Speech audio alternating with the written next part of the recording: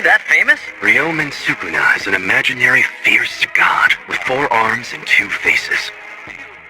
But he once existed as an actual human being, although it was over 1,000 years ago.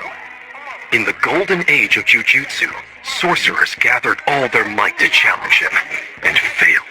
Crowned with the title of Sukuna, we couldn't even destroy his grave wax as he traversed the ages after death as a cursed object. Without a doubt, he is the king of curses.